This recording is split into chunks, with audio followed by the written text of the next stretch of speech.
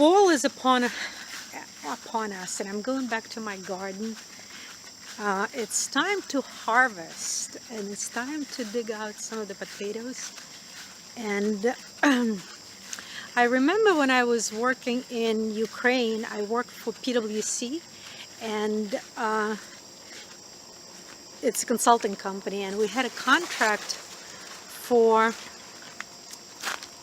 So the garden is done. I'm going to turn around so you can see it. It's not a big plot, but I've put a little bit of everything, and this is the potato patch. And talking about the potatoes and privatization in Ukraine, I was responsible for a couple of equivalent of a few states in the US. And what we did, we educated the Ukrainian authorities and auction centers on how to dispose of properties, companies, factories. And weekly I had to write reports back to the center, back to the capital, to the main office.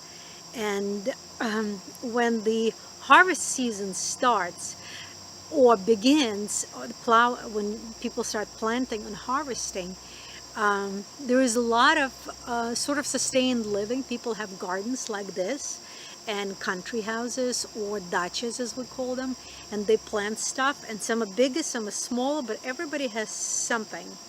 And when the harvest starts, nobody is at the privatization center or auction center. So my report was very brief. Everybody is digging potatoes out of the ground. So funny, Americans couldn't understand it. This vlog is not about potatoes and farming and privatization. Sorry for the long inroad. It is about surprises.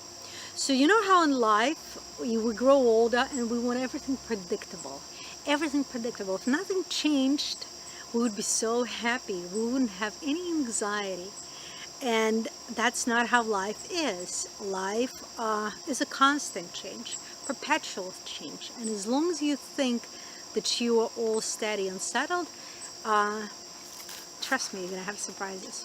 So what I was doing with my kids, unconsciously or subconsciously, I would buy them little something. So for instance, today I went to Panera, and Panera has the point system, and at some point when you spend whatever you spend, they give you can have $1 on coffee or on pastry. And I bought the pastry that my older daughter likes, the pecan roll. And what I would do ever since they were little, I would get them something they would like or maybe like to try. And I say, surprise, guys, I got surprise for you. And it's not junk, and it's not on a constant basis. But what it is, it's introducing the notion of surprise. And they like surprise. So for instance, they get super excited about surprise. And whatever that might be, it doesn't matter whether they like it or not. They get excited about the element of surprise, something that they cannot control, something that might just happen out of, it's a surprise, basically. So the younger one didn't eat it, but she wasn't upset or anything. She was still excited about the surprise. And that's extremely important. You grow older, and you don't even want the present that is a surprise. You don't want anything, the dish that is a surprise. You don't want to eat, you don't want to experience any surprise in life. And that's tough living. That's suffering. So try and do little surprises for yourself. And if you have children, introduce something that I did for my kids and still do.